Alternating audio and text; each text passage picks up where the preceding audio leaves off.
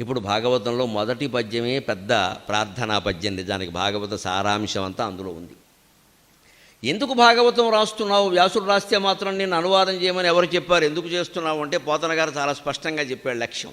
ఇది జ్ఞానపీఠాల కోసం, నోబెల్ పురస్కారాల కోసం, కేంద్ర సాహిత్య అకాడమీ అవార్డుల కోసం, పురస్కారాల కోసం, రాష్ట్ర ప్రభుత్వాలు ఇచ్చే కళారత్న, హంస, హింస పురస్కారాల కోసం రాసింది కాదు. శ్రీ కైవల్య పదంబు చేరుటకునై చింతించెదన్ లోకరక్షైకారంభకు భక్తపాలన కళా సంరంభకు దానవోద్రేకస్తంభకు కేళిలోల విలస దృగ్జాల సంభూత నానా కంజాత భవండ కుంభకు మహానందాంగనాడింభకున్ శ్రీ కైవల్య పదంబు చేరుటకునై చింతించదన్. నేను కైవల్యం కోసం రాస్తున్నాను దీని అన్నాడు. కావ్యాలన్నీ సంస్కృతంలో అధ శబ్దంతో ప్రారంభమవుతాయి. చాలా కావ్యాలు అధ అనే శబ్దంతో ప్రారంభమవుతాయి. తెలుగులో కావ్యాలన్నీ శ్రీకారంతో ప్రారంభమవుతాయి. తెలుగువారి సంప్రదాయం శ్రీకారం. మనం అక్షరాభ్యాసం వేళ అమ్మాయికో అబ్బాయికో ఏ పేరు పెట్టినా ముందు శివోము శ్రీ చేరుస్తా. ఈ పేరు వెనకాల ఏం పెట్టుకున్నా వెంకమ్మ పొల్లమ్మ అని శ్రీ వెంకమ్మ అని రాయాల్సిందే. శ్రీ చేస్తారు, అదొక సంప్రదాయం. అందుకని శ్రీ కైవల్యం, లక్ష్మీ కైవల్యం అంటూ ఇంకా మంచిది. కైవల్యం అనే ఒక్క మాట అర్థమైతే భాగవతం మొత్తం అర్థమైనట్టేనండి. సంస్కృతంలో మాటలు అర్థం కావడం తేలిక, తెలుగు కంటే కూడా నన్ను అడిగితే. ఎందుకంటే ఆ మాట ఎలా వచ్చింది, దానికి రూట్ అంటాను చూడండి, ఆ మూలంలో గడితే అర్థమైపోతుంది. కైవల్యం అనే శబ్దం ఎలా వస్తుంది? కేవల అనే శబ్దం నుంచి వస్తుంది. కేవలం అంటే ఎవరో రాలేదండి, కేవలం ఆయన ఒక్కడే వచ్చాడు అంటే చూడండి, ఆయన ఒక్కడే, అది కేవలం. కేవలం ఈ ఒక్క పని కోసం ఎంత దూరం వచ్చావా, ఆ ఒక్క పని కోసం, అది కేవలం. ఓన్లీ వన్ అనే అర్థంలో కేవలం వాడతారు. అంచేది కైవల్యం అంటే ఓన్లీ వన్, ఒక్కరే ఉండుట. అందుకోసం భాగవతం రాయడం, చదవడం. ఎందుకంటే ఉండొచ్చుగా, ఉండలేం కదా. మనం ఇంట్లో ఒక్కడమే ఉంటామండి. ఏదో అందరూ వారి పనుల మీద వారు వెళ్ళారు, మనం ఒక్కళ్ళమే ఉన్నారు. వెంటనే ఏం చేస్తాడు? జేబులోంచి ఫోన్ తీస్తాడు. ఉండలేడు. నువ్వు ఉండగలిగితే ఫోన్ తీయద్దు. ఒకటి ఈ ఫోన్ తీయడం ఎందుకు? వీడు ఉండలేకపోగా ఇంకోడెవడో ఉన్నవాడిని జరగొట్టడానికి వాడికి ఫోన్ చేస్తాడు. బాగున్నావా? ఈ మధ్య ఫోన్ చేయట్లేదు. ఏంటి చేయకపోతే ఏమైంది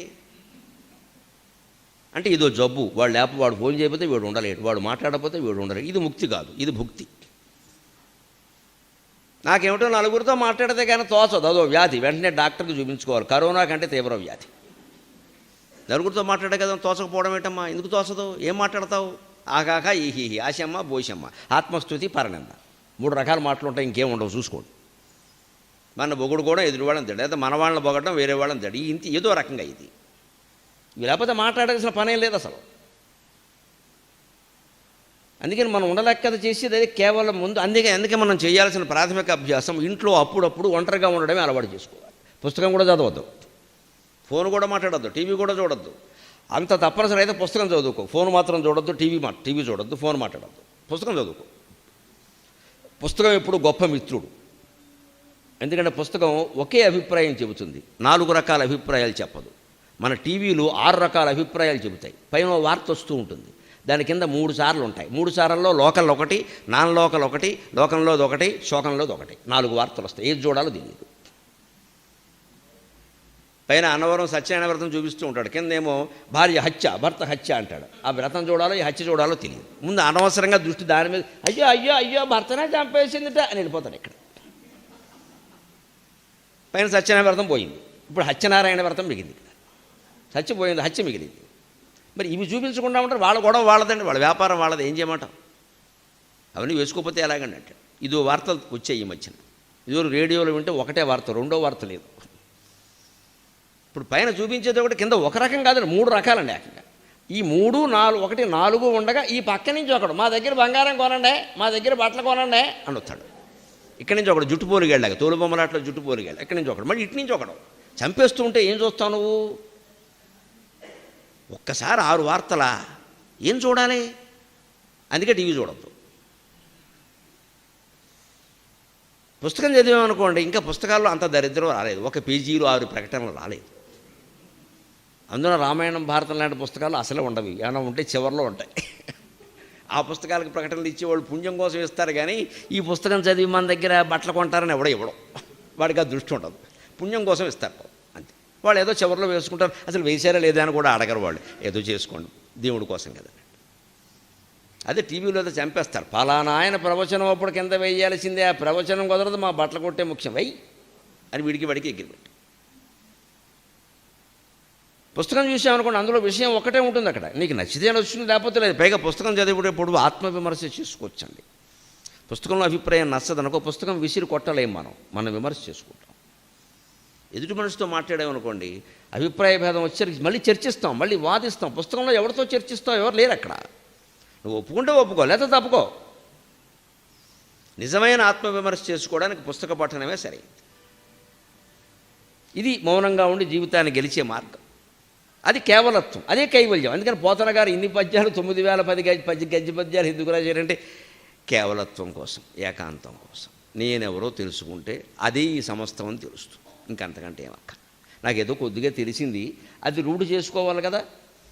అందుకోసం ఏం చేస్తున్నాడు, చింతించేదని. చింతన చాలా ముఖ్యమండి. చింతించడం అంటే బాధపడడం కాదు, ఆత్మవిచారం అంటారు. ఆత్మవిచారం నవవిధ భక్తి మార్గాల్లో చింతనం అనేది ఒకటి. శ్రవణం, కీర్తనం, విష్ణుస్మరణం, పాదసేవనం, అర్చనం, వందనం, దాస్యం, సఖ్యం, ఆత్మనివేదనం. ఆత్మనివేదనం అంటే చింతనమే.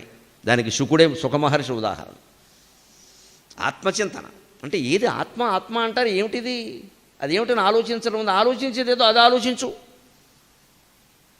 ఎవరిని చింతిస్తున్నాడు, లోకరక్షైకారంభకు, లోకాన్ని రక్షించడం అనే ఒకే ఒక ఆరంభం, సంకల్పం కలిగిన వాడిని, భగవంతుడిని. భక్తపాలన కళా సవరంభకం. అందుకే లోకాన్ని ఎందుకంటే రక్షించడం అంటే లోకంలో భక్తులు ఉన్నారు, అంతా దుర్మార్గులు ఉంటే ఆయనకేం పని, వదిలిపారేసేవాడు వాళ్ళే పోతారు. లేదు కానీ మనపోటుగాళ్ళు భక్తులు ఉన్నారు. మరి స్వామి నేను నిన్ను సేవిస్తున్నానయ్యా, నా జీవితం నాశనం అయిపోతుంది, నేనున్నాను రుకు అనన్యాశ్చింతయంతో మాం ఏ జన పర్యుపాసతే తేషాం నిత్యాభియుక్తానాం యోగక్షేమం వహామ్యహం. ఎందుకురా బాధపడతాను, భగవంతుడు స్మరిస్తున్నావు, నేనున్నాను కదా, నేను చూసుకుంటా, ఇలా తిప్పేస్తాను మొత్తం, ఏం పర్వాలేదు, నీకు అనుకూలంగానే జరుగుతుంది, కంగారు పడకు, అంత బాగా శుభంగా జరుగుతుంది అని తిప్పేస్తాడు. అంచేత మనం నిర్ణయాలు చేయలేనప్పుడు, సంక్లిష్ట స్థితికి లోనైనప్పుడు, ఆందోళనకు లోనైనప్పుడు ఒకటి చెయ్యగలిగింది ఏదో చేసి మిగిలిన సమయంలో నమ శివాయ, నమో నారాయణాయ, శ్రీమాత్రే నమః అయిపోయింది, అమ్మవారు చూసుకుంటాం. మన ఇష్టమైనది జరుగుతుంది అనుకోవద్దండి, పొరపాటు. మనకి ఇష్టమైనట్టు జరుగుతుంది అనుకోవద్దు, కానీ జరిగింది మాత్రం మంచిదే అవుతుంది ఖచ్చితంగా. మనం అంగీకరించగలగాలి. మనకిష్టమైనది జరగాలంటే పట్టుదలలు పెరుగుతాయి. అది జరగకపోవచ్చు, ఇంకోటి కానీ అది మనకి మేలే చేస్తుంది, ఎందుకంటే మనం భక్తులం. నమే భక్త ప్రణశ్యతి, భగవంతుడు చేసిన వాగ్దానం. నా భక్తుడు నష్టపోడు, ప్రపంచం అంతా పోయినా సరే వాడి సంగతి నేను చూసుకుంటాను. భగవత్ స్మరణ అంత గొప్పది.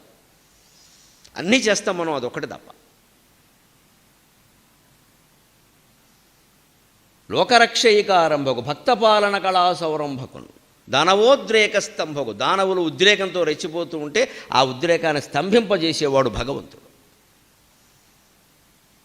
కేళిలోల వెలస దృగ్జాల సంభూత నానాకంజాత భవాండ కుంభకి. ఈ పద్యంలో విచిత్రంగా పోతన గారు భాగవతంలో ఉండే ముఖ్యమైన ఘట్టాలన్నీ చెప్పేశాడు. ఏవి చెప్పాలో చెప్పేశాడు మనకి 7 రోజుల్లో. శ్రీ కైవల్య పదంబు చేరుటకునై. కైవల్యం గురించి తెలుసుకోవాలంటే మనం ఏకాదశ ద్వాదశ స్కంధాల్లో ఉండే ఉద్ధవ శ్రీకృష్ణ సంవాదం చెప్పుకోవాలి. సాధారణంగా సప్తాహాల్లో దాన్ని చెప్పరు, నేను అది చెబుతా. ఆ కైవల్యం పొందాలి అంటే అది తెలుసుకోవాలి. అది తత్వబోధ, కొంచెం జటిలమే. మనకి జటిలమైన దాన్ని పట్టుకోవడమే అలవాటు. పట్టుకోవాలి, దాన్ని చెప్పాలి. ఊరికే టొమటములు ఆడించేసి వెళ్ళిపోవడం కాదు ఇక్కడ. ఇది మీకు ఎంత ఉపయోగపడుతుందో నాకు తెలియదుగా, నాకు ఉపయోగపడాలి చాలా. నా స్వార్థం నాకు చాలా ఉంది. అంటే నేను కొత్తవి చదవాలి, అర్థం చేసుకోవాలి, చెప్పాలి. ఆ కైవల్యం పొందాలంటే 11-12 స్కంధాల్లో శ్రీకృష్ణుడు యమునా నదీ తీరంలో చెట్టు కింద ఊరికే ఒక గురువుగారు, ఓ సాధువు కూర్చున్నట్టుగా కూర్చుని తన దగ్గర కింద కూర్చున్నటువంటి ఉద్ధవుడు అనే మిత్రుడికి మహోపదేశం చేస్తాడు. తత్వోపదేశం, బ్రహ్మజ్ఞానాన్ని ఉపదేశిస్తాడు. ఆ కథనే పోతన గారు సూచన. అది ముఖ్యం అన్నాడు, అందుకే మొదట్లో పెట్టాడు ఆయన. భాగవతం దేంతో మొదలవుతుందో ఆ ఘట్టాల వరుసలో విషయ సూచికలే రాయలేదు ఆయన. ఇది విషయ సూచిక కాదు, ఇది జీవితం అనే విషయాన్ని మొత్తం పోగొట్టే అమృతాన్ని సూచించే సూచిక. అందుకని ఈ పద్యం అమృత సూచిక, విషయ సూచిక కాదు. లోకరక్షైకారంభకు, లోకాన్ని రక్షించడమే అనే ఒకే ఒక సంకల్పం కలిగిన వాడు, అదే భక్త ప్రహ్లాద. దానవోద్రేక స్తంభకు, దానవుల ఉద్రేకాన్ని స్తంభింపజేయడం కోసం స్తంభం నుంచి వచ్చాడు, అదే భక్త ప్రహ్లాద. భక్తపాలన కళా సవరంభకు, గజేంద్ర మోక్షం. లోకరక్షైకారంభకు 3-4 స్కంధాల్లో వచ్చే వరాహ అవతారం. ఈ అవతారాలన్నీ దశావతారాలను లోకరక్ష కోసమే కదా. భక్తపాలన కళా సవరంభకం, గజేంద్రుడు ప్రార్థిస్తే వచ్చి రక్షించాడు కదా, అదే భక్తపాలన కళ. ఆ పైన దానవోద్రేక స్తంభకు, దానవులు ఉద్రేకిస్తుంటే స్తంభం అని ఎందుకన్నాడు పోతన గారు, స్తంభం నుంచి పుట్టాడు నరసింహస్వామి. ప్రహ్లాద చరిత్ర అందులో సూచన. ఎప్పుడు మన కావ్య సంప్రదాయంలో ఒకటి ఏమిటంటే, ప్రారంభంలో చెప్పే నాంది పద్యంలో వస్తు నిర్దేశం జరగాలి. మీకు అన్ని కావ్యాల్లో మరి కవిత్రయ భారతం దగ్గర నుంచి మనుచరిత్ర నుంచి ఇలా చివరి వరకు వచ్చిన చాలా కావ్యాల్లో 18వ శతాబ్ది వరకు వచ్చిన పద్యకావ్యాలన్నింటిలో ఈ సంప్రదాయం పాటించారు. నాంది శ్లోకంలో ఇష్టదేవతా ప్రార్థనతో పాటుగా వస్తువును నిర్దేశించాలి, అందులో ఏం చెబుతావో చెప్పాలి. అంటే ఎందుకో తెలుసా, ఒక రకంగా నన్ను అడిగితే అది చూసుకుంటాడు. ఇష్టమైన వాడు పుస్తకం చదువుతాడు, లేనివాడు వదిలేస్తాడు, గొడవలేదు. ఎందుకు వాడికి టైం వేస్టు, బాబు ఇందులో ఇది చెప్పదలుచుకున్నా అంటే గొడవలేదు. మన సినిమాలు అలా ఉండవు. ఇప్పుడు టీజర్ వేరు, టీజర్ వేరు, ఆ ముందు ఏదో చిత్రాలు వస్తాయి అవన్నీ వేరు, అసలు సినిమా వేరు. ఈ టీజర్లు ఇవన్నీ బాగా ఆకర్షణీయంగా పెట్టేస్తారు, మొత్తం దుమ్ము రేపేస్తూ ఉంటాయి. వాళ్ళ మీద విమర్శలు, గొడవలు, కోర్టు కేసులు అన్నీ అయిపోతాయి. తీరా మనం 150 రూపాయలు పెట్టుకుని ఇంత పెద్ద పాప్కార్న్ డబ్బా పట్టుకుని అక్కడ కూర్చుంటే ఏమీ ఉండదు. ఏనుగు సామెతే. ఇదంతా ఎందుకెట్టాడు అంటే, ఇవేళ పత్రికల్లో చదివి ఒక నిర్మాత గారు, ప్రసిద్ధ నిర్మాత చెప్పాడు, ప్రచారం చిత్రం అలా పెట్టకపోతే ఎలా పెడతా ఉండరు నీ దుంపదగా. ఇదే రహస్యం అనుకున్నాను నేను. ప్రచార చిత్రం అండి, అది అలాగే పెడతాడు, ఎందుకంటే నలుగురు చూడాలి కదా. అది చెడ్డ పనైనా పర్వాలా, చర్చ జరిగినా వాడికి అది ఆసక్తి కలిగించడం కావాలి. మన పూర్వ కవులు, ప్రాచీన కవులు, ప్రబంధ కవులు, పురాణ కవులు ఈ దిక్కుమాలిన పని చేయలే. వాడు స్పష్టంగా చెప్పదలుచుకున్నది ముందు పద్యంలో చెబుతారు, బాబు ఇది ఉంది, నీకు ఇష్టమైతే చదువు, లేతే మాని, నువ్వు బాగుపడ్డం మాకు కావాలి, కానీ మా గ్రంథానికి ప్రచారం కాదయ్యా. ఇది వాళ్ళ త్యాగం. వాళ్ళు తపించి రచించారు, ఇప్పుడు వాళ్ళు రచించి తప్పిస్తున్నారు అవార్డుల కోసం. అది తేడా. వాళ్ళు తప్పించి రచించారు. వాల్మీకి అనగా, వ్యాసుడు అనగా, పోతన అనగా ముందు తప్పించారు, తపస్సు చేశారు, తర్వాత రచించారు. ఇప్పుడు ముందు రచించేసి ఇన్ని పుస్తకాలు రాశాను, నాకేమీ రాలేదు, చదివిన వాడికి వచ్చింది కడుపు నొప్పి, నీకెందుకు వస్తుంది, ఏమిటి వచ్చేది, ఏమి రాలేదుట. పాఠకులకు ఏమొచ్చిందని ఎవడు అడగడండి, వాడికి వచ్చింది కడుపు నొప్పి, తలనొప్పి వచ్చింది ఈ పుస్తకం చదివాక. దానికి వీడు మందు చెబుతాడా? మనకి కాశీనాథన్ నాగేశ్వరరావు గారిని మహానుభావుడు ఉండేవాడు, ఆయన మీద చెలొక్కుతుండేది. ఆంధ్రపత్రిక ఆయనే మొత్తం కనిపెట్టి నడిపించింది, అమృతాంజనం కూడా ఆయనే కనిపెట్టి. అందుకని చిలకమర్తి లక్ష్మీనరసింహ పంతులు గారు ఆయనకి సన్మానం జరుగుతుంటే మొహమాటం లేకుండా పద్యం చెప్పాడు, ఆంధ్రపత్రికనిచ్చి అమృతాంజనమిచ్చి ప్రజల తలనొప్పిని బాపిరేవాడు అన్నాడు. ఇది పొగడతో తిట్టో అర్థం కాలేదు. ఆంధ్రపత్రిక కనిపెట్టింది ఈయనే, అది చదవడం వల్ల తలనొప్పి వస్తుంది, అందుకని అమృతాంజనం కూడా ఈయనే కనిపెట్టాడు, సమాజం అంటే ఎంత బాధ్యత అన్నాడు. నాగేశ్వరరావు గారు వేదిక మీద ఉండి పాపం నేను నవ్వాలా ఏడవాలా అనుకున్నాడు. నేను నిజమే చెప్పాను కదండి, రెండూ మీరు కనిపెట్టారు కదా అన్నాడు. అలాగే ఒక్కో పుస్తకం చదివితే తలనొప్పి వస్తుంది అనుకున్నప్పుడు ఏం చేయాలి, రచయిత గారు తలనొప్పి మీద కూడా కనిపెట్టాలి. ఈయనకి ఏమొచ్చిందని ఆలోచిస్తారండి ప్రతి కవి, ప్రతి రచయిత. ఈ పుస్తకం వల్ల లోకానికి ఏమొచ్చింది, నా పుస్తకం వల్ల లోకానికి మేలు జరిగింది, నా ప్రవచనం వల్ల లోకానికి మేలు జరిగిందని చెప్పగలిగితే వాడు కవి, వాడు ప్రవచనకర్త. నాకు మేలు జరగడం ఏంటంటే జరుగుతూనే ఉంటుంది. ప్రవచనం వల్ల ఇంతమందిలో మార్పు వచ్చింది, మంచి మార్పు వచ్చింది, అది కూడా ఉన్నవాళ్ళు చెడిపోవడం కాదు, మంచి మార్పు వచ్చింది, వాళ్ళ జీవితంలో కష్టాలు తొలగాయి, ధైర్యంగా ఉన్నారు అని నేను చెప్పగలిగితే నా జన్మ సార్థకమైన లేదా దేనికి ఇవన్నీ ఇక్కడ. అది ఎవరికి వారే ఆలోచించుకోవాలి. అందుకని దానవోద్రేక స్తంభకు ఇలా ముఖ్యమైన ఘట్టాలన్నీ చెబుతూనే ఇప్పుడు చూడండి అసలైన రహస్యం చెబుతున్నాడు. ఏది తెలుసుకుంటే మనం కమటంపు నివృత్తి తాబేలులాగా మనస్సును లోపలికి లాక్కోగలుగుతామో అది చెబుతున్నాడు. కేళిలోల విలస దృగ్జాల సంభూత నానా కంజాత భవాండ కుంభకు. శ్రీ మహావిష్ణువు క్షీరసాగరంలో శయనించి ఉన్నట్ట. అనంత పద్మనాభస్వామి ఉంటాడే తిరువనంతపురంలో, అలాగే లక్ష్మీదేవి పాదాల దగ్గర ఉంది. ఈయన సరదాగా అలా లక్ష్మీదేవికి చూశాట. ఎలా చూశాట? కేళిలోల సరదాగా చూశాట. భార్యకేసి భర్త చూడడంలో, భర్తకేసి భార్య చూడడం ప్రత్యేకమైన ఉద్దేశాలు, పంచవర్ష ప్రణాళికలు ఉండక్కర్లేదు, ఊరికే చూస్తారు. కానీ ఆ చూపులో అనేక సంకేతాలు ఉంటాయి, వేదిక మీద చెప్పేవి కావు. అది భార్య అర్థం చేసుకోవాలి, భర్త అర్థం చేసుకోవాలి. అందుకని కాగితాల మీద రాసి ఇవ్వరు విషయాన్ని. కేళిలో లవిలస దృగ్జాల సంభూత, సరదాగా విలాసంగా లక్ష్మీదేవి కళ్ళల్లోకి చూశాట, అంతే. సంభూత నానా కంజాత భవాండ కుంభకు శాంతాకారం భుజగశయనం పద్మనాభం సురేశం విశ్వాకారం గగన సదృశం మేఘవర్ణం శుభంగం లక్ష్మీకాంతం కమలనయనం యోగి హృద్యానగమ్యం వందే విష్ణు భవభయకరం సర్వలోకైకనాథం. అలా ఒక్కసారి ఆవిడకేసి చూసేట అంతే, ఈ బ్రహ్మాండాలన్నీ పుట్టాడు. ఇదేమిటండి ఆయన సినిమానా, మాయ? ఎలా నమ్ముతారండి దీన్ని? పక్కా శాస్త్రీయంగా రుజువు చేస్తామండి పురాణాలని, పక్కా శాస్త్రీయంగా, గొట్టాలు గొడుగులు ల్యాబొరేటరీతో సహా. ఇది పక్కా. ఇది చాలామంది ప్రశ్నిస్తారు, ఏమండి ఈ సృష్టి ఎలా ఏర్పడిందండి, అసలు ఈ జీవితంలో ఇవన్నీ ఎందుకు వస్తున్నాయంటే కర్మఫలం అమ్మ అంటారు కదా. మరి ఈ సృష్టి ప్రారంభించినప్పుడు ఏ జీవులకి ఏ కర్మఫలము ఉండదు కదండి, అది ఎలా మొదలైందండి చెప్పమన్న సమాధానం ఎవరినైనా, ఏ తత్వవేత్తన ప్రపంచం మొత్తం మీద? ఓన్లీ భాగవతం, ఓన్లీ వ్యాస మహర్షి చెప్పిన మాట, దాన్నే పోతన గారు చెప్పాడు ఇక్కడ. ఈ ప్రశ్నకి ఎంత తత్వవేత్త అయినా ఎంత జ్ఞాని అయినా జవాబు చెప్పడం కష్టమండి. సృష్టి ఎలా ఏర్పడింది చెప్పమని. ఏర్పడిన సృష్టి ఎలా ఉంది, దాంట్లో సుఖం ఉందా దుఃఖం ఉందా, ఇవన్నీ వేరే విషయాలు, అది చెప్పొచ్చు. అసలు ఎలా ఏర్పడింది? మామూలుగా మనం ఏం చెప్పేస్తామంటే మన జీవితం అంటే మా అమ్మా నాన్న నుంచి వాళ్ళు ఎలా వచ్చారు, సరే వాళ్ళ అమ్మా నాన్న పోని, సృష్టికి కూడా అమ్మా నాన్న ఉండాలి, లేదు ఒకడే ఉన్నాడు, ఇద్దరు లేరు అక్కడ. అమ్మ అనేది నాన్నలోంచే వచ్చింది ఒక భాగం, విష్ణువులోంచే లక్ష్మి వచ్చింది, శివుడిలోంచే పార్వతి వచ్చింది, అందుకే అర్ధనారీశ్వరుడు. మొత్తం ఉన్నది ఒకే తత్వం, అదే ప్రకృతి పురుషుడు అని విడిపోయింది. మూలం అందుకే పురుషుడు, అందుకే పురుష సూక్తం ఉంటుంది, ప్రకృతి సూక్తం ఉండదు. ఆ పురుషుడి నుంచి ప్రకృతి విడింది. ఎందుకు విడింది? ఈ సృష్టి జరగాలి కాబట్టి.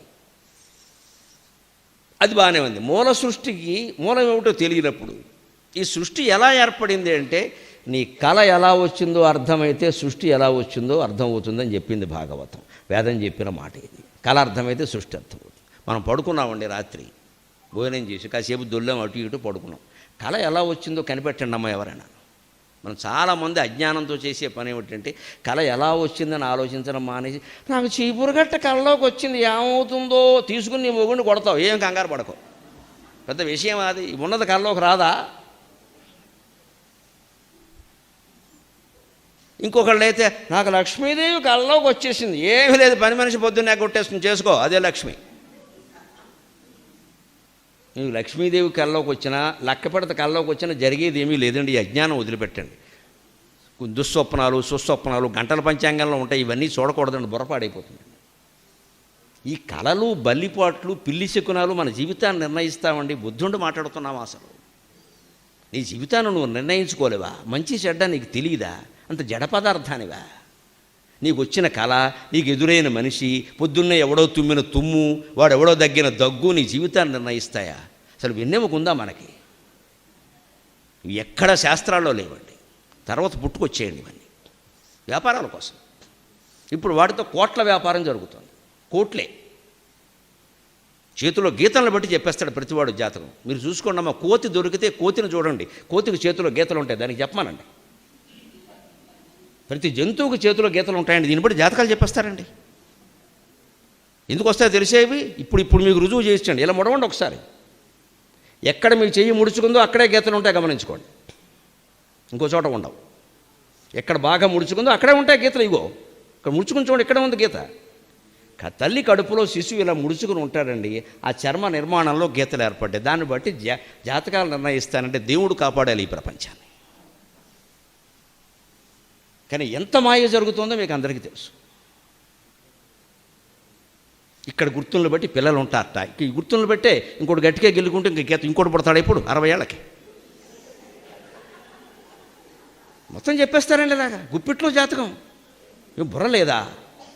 చెప్పేవాడు చెబుతాడమ్మా, వాడికి డబ్బులు కావాలి, మనం పిచ్చి వెధవలం కావాలి, మనకి బుర్ర లేదా? ఇవన్నీ నమ్మడమోనో ఇప్పుడు పైకి 60 పూర్వకాలం వాళ్ళు నమ్మితే లేదండి. నేను బాధతో ఎందుకు చెబుతున్నానంటే, 25 ఏళ్ల పిల్లలు వీటిని నమ్ముతారండి. దేశం ఏమైపోవాలి? నీ మీద నీ విజ్ఞానం మీద, నీ ప్రజ్ఞానం మీద, నీ శాస్త్రీయ జ్ఞానం మీద ఈ దేశం అంతా ఆధారపడి ఉందయ్యా. ఓ యువతి, ఓ యువక, మీరు నమ్మడం ఏంటి? బుద్ధి ఉందా లేదా? వాళ్ళకే వస్తున్నాయండి ఈ పిచ్చి నమ్మకాలండి. అంటే వాళ్ళని జరగొట్టేసాం మనం పూర్తిగా. వాడి నిర్ణయం వాడిని తీసుకోండి ఎవరు, వాడి మాట వాడిని మాట్లాడండి ఎవరు. ఇలా ముడిచి చూసుకోండి, మీకు అర్థమైపోతుంది. ఎక్కడెక్కడ వేళ్ళు ముడుచుకున్నాయో, ఎక్కడెక్కడ గుప్పుడు ముడుచుకుందో అక్కడ ఈ కణుపులు కూడా అంతేనండి. ఊరికే లెక్కట్టుకుందుకు పనికొస్తాయి అంతే. ఇక్కడ ముడుచుకుందో అక్కడ వస్తాయి. తల్లి కడుపులో బిడ్డ ఇలా ముడుచుకుని ఉంటాడు, అప్పుడు ఏర్పడ్డాయి. చర్మం ఏర్పడలేదు, అలాగే గీతలు ఏర్పడ్డాయి. దాన్ని బట్టి ఇది భార్య రేఖ, ఇది భర్త రేఖ. ఇంకెవరైనా 2-3 ఉంటే వారి రేఖలు మరి ఎలా చెప్పేస్తారు? అంటే బయటపడని రేఖలు కొన్ని ఉన్నట్టే బయటపడని వ్యవహారాలు కొన్ని ఉంటాయి. అందరికీ రేఖలు గీసి పారేశారు. చివరికి రేఖే గణితం అయిపోయింది ప్రపంచం. ఈ పిచ్చి నమ్మకాలు వదిలిపెట్టాలి. అసలు తత్వం ఎక్కడుంటుందా? జీవితం ఒక కళ, ఇది గ్రహించే దమ్ముందా? ఒప్పుకోం మనం. కళ ఏంటండి? అయ్యి బాబాయ్, కళే మరి. నువ్వు పడుకున్న తర్వాత నీకు కళ ఎలా వస్తుందో ఆలోచించాలంటే ఏం చేయాలి? కళలోకి ఎవరు వచ్చారు? కుక్కలు రావచ్చు, కోటీశ్వరుడు రావచ్చు, ఇట్ డజంట్ మ్యాటర్, తీసిపారాయి. ఆ విషయం కాదు అది. వాడొచ్చాడు వీడొచ్చాడని చెప్పొద్దు. ఆ కళలో ఆ రూపం ధరించింది ఎవరు? ఇది ఆలోచించాలి. ఇది విజ్ఞానం, ఇది పరిశోధన. నువ్వా కాదా? పడుకున్న జీవుడా కాదా? కుక్క అవనివ్వండి, కోటీశ్వరుడు అవనివ్వండి, శ్రీ వెంకటేశ్వర స్వామి అవనివ్వండి, వేరుశెనక్కాయలు అమ్ముకునేవాడు అవనివ్వండి, ఎవరు ఆ రూపం ఎవరు ధరించారు? ఈ పడుకున్నవాడా కాదా? కేళిలో లవెలస దృగ్జాల సంభూత నానా కంజాత భవాండ కుంభకు. ఒక జీవుడు పడుకున్నప్పుడు కలగని తానే పురుషులై, తానే స్త్రీలై, తానే చెట్టై, తానే పుట్టై, తానే చెరువై, తానే చేమై, సమస్త చరాచర జీవరాశుల రూపాలు తానే ధరించి, స్క్రీన్ ప్లే, దర్శకత్వం, డైలాగులు అన్నీ తానే రాసేసుకుని, అన్ని పాత్రల మాటలు తానే మాట్లాడేసి, ఓ అరగంట పోయాక బేర్ మన బయటకు వస్తున్నాడే, భార్య పక్క నుంచి లేపితే పలవరించారు, లేవండి కాస్త మంచినీళ్ళు తాగండి అంటే, ఒక జీవుడు తన కలలో ఇంత ప్రపంచాన్ని సృష్టించుకోవడం సాధ్యమైనప్పుడు శ్రీమన్నారాయణమూర్తి క్షీరసాగరంలో కూర్చొని ఈ ప్రపంచాన్ని మొత్తం సృష్టించారంటే అబద్ధం ఏదైనా ఉందా? పక్కా నిజం, పక్కా నిజం. జరుగుతున్నది ఒక కళ, జరుగుతున్నది ఒక కళ. అందుకే జీవితంలో పరిణామాల పట్ల రాజీ పడాలి. ఇది కళ కాబట్టి ఇలా జరగాలని పట్టద్దు, అలా జరగదు. జరగనున్నది ఎట్లునూ జరగక మానదు, జరగకూడనది ఎంత ప్రయత్నించినను జరగదు. కావున మౌనముగా ఉండుటయే శ్రేయస్కరం. రమణ మహర్షి ఇందుకోసం చెప్పాడు అన్నమాట. నీ పాత్ర తక్కువైనప్పుడు ఆ వ్యవహారంలో నువ్వు అక్కడ ఉండు, పలకుండా కూర్చో, మాట్లాడక. తెలంగాణలో అంటారు కదా, చప్పుడు చేక కూర్చో అలాగా, చప్పుడు చేక. ఊరికే చప్పుడు చేసేసి మధ్యలో వాయించేస్తే అవతల ఏమవుతుంది? అన్నమాచార్య కీర్తనలోకి వచ్చి చెప్తారు, తనంత తాను రకున్న దైవము తోడవును, తనంత తాను రకున్న దైవము తోడవును, కినిసిత బదరితే కిందు మీదవును.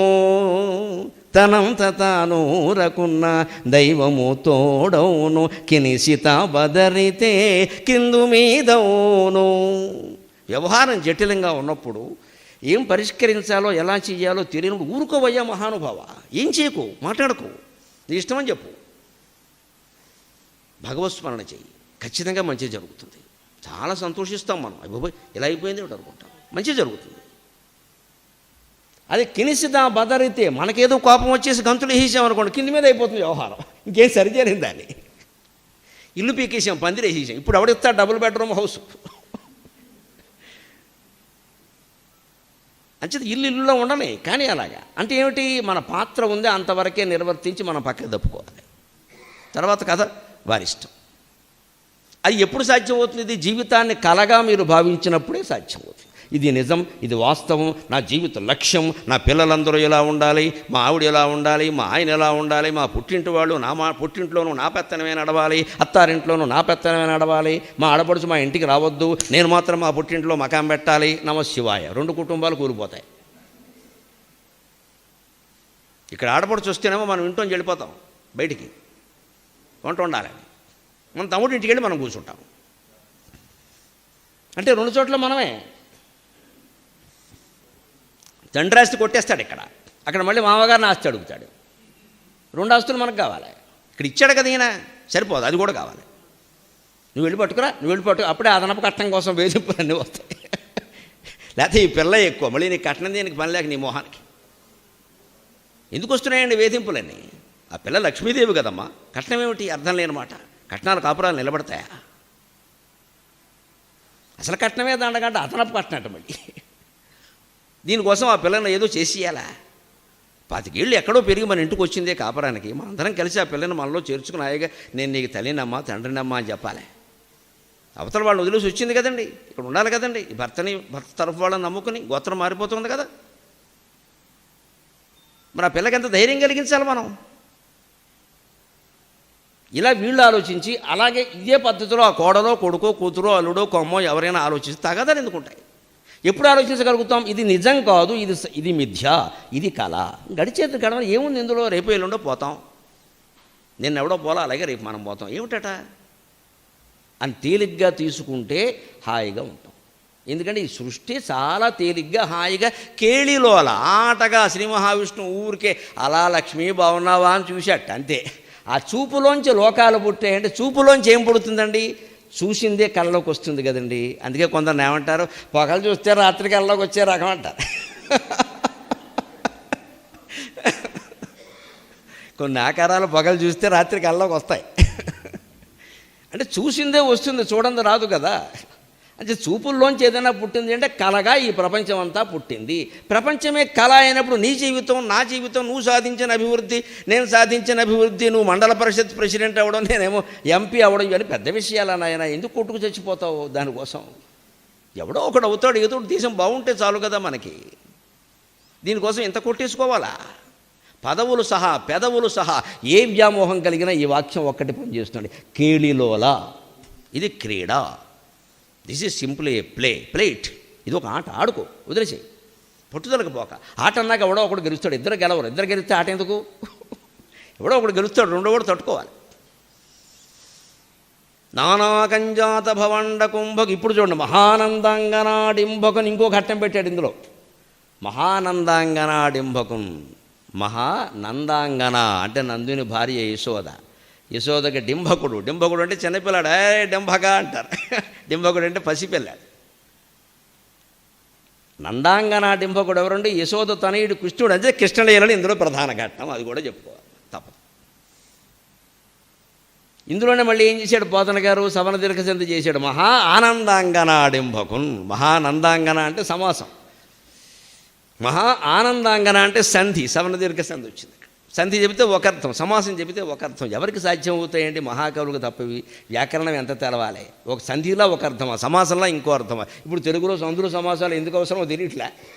సంధిగా ఉంటే ఒక అర్థం, మహా ఆనందాంగన అని అర్థం వస్తుంది. సమాసం అయితే మహత్తరమైన నందుని యొక్క అంగన యశోదాదేవి అని అర్థం వస్తుంది.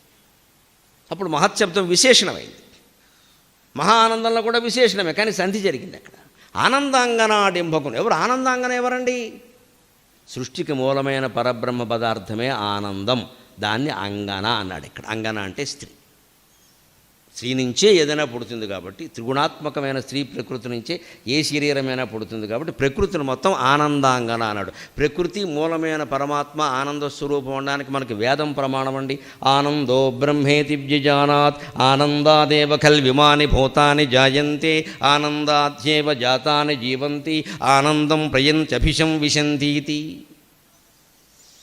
ఆనందం నుంచి ఈ జీవులన్నీ పుడుతున్నాయి, ఆనందం వల్లనే వృద్ధి పొందుతున్నాయి, ఆనందంలోనే తిరిగి లీనమవుతున్నాయి. ఎందుకయ్యా నువ్వు కంగారు పడిపోతావు ఆనందంగా ఉండక? అందుకే ఆనందం వేరు, సంతోషం వేరు. ఒక చిన్న వ్యవహారం వల్ల మనకు కలిగే సుఖం సంతోషం, దానివల్ల విషాదం కూడా కలగచ్చు.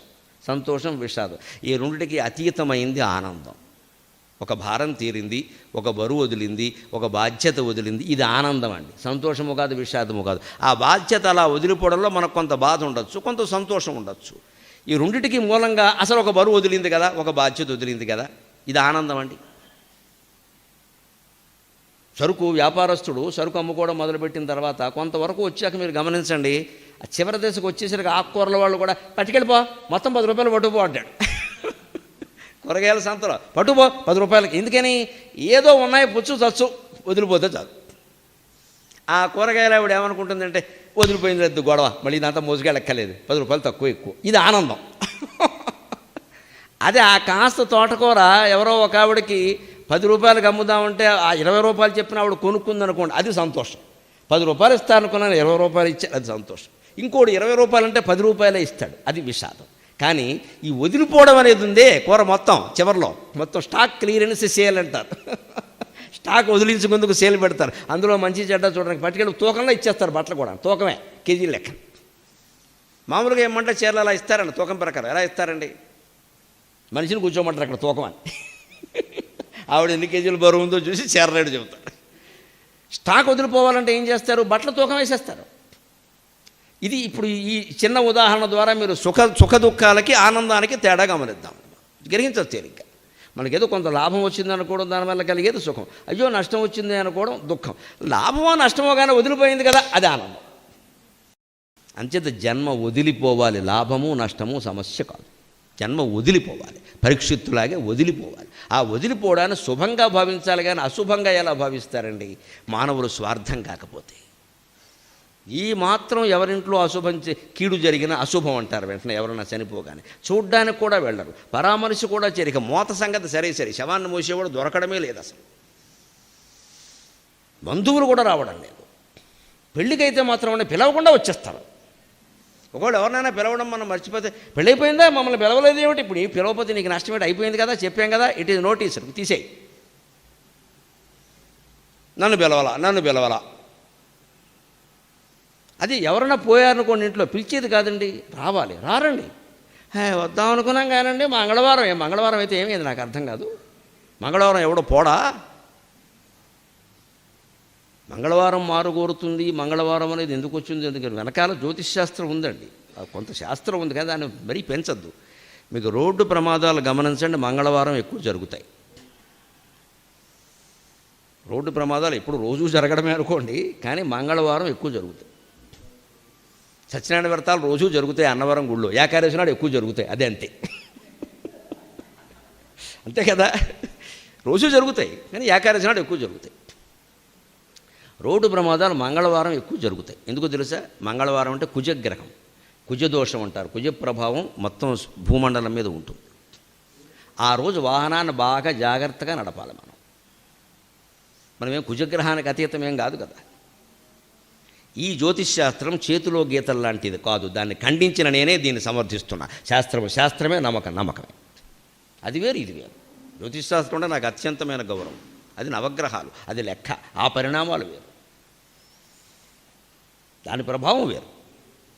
అది కూడా ఎలా ఉంటుంది, ఇంకా మంగళవారం అనగా ఇంటి నుంచి కదలడం, మీరు ఆఫీస్కి వెళ్ళరా ఏమిటి, చంపేస్తారు, ఉద్యోగం తీసేస్తారు. జాగ్రత్తగా వెళ్ళు, మానేస్తానంటే అలాగా, కాస్త వేగం తగ్గించు, కొంచెం బ్రేక్ వేస్తూ ఉండాగు. ఇది కొంచెం పరిశోధనలోనే తెలిసింది, ఒక సర్వే ద్వారా తెలిసిన విషయం. మంగళవారం జరుగుతుంది. అందుకని సహజంగా మంగళవారం ఎవరన్నా పోతే ఆ మంగళవారం దోషం అంటే ఈ ప్రమాదం కారణంగా ఇంకొకరు పోతే మంగళవారం మారుకూరుతుందనే మాట వచ్చింది. ఇంక దాన్ని మనం పెద్ద సెంటిమెంట్ చేసేసి మంగళవారం పోగానే ఇంకా అదేదో అశుభం కింద భావించి చేయక్కర్లేదు, అంత అవసరం లేదు. దురదృష్టం జరిగింది, దురదృష్టం.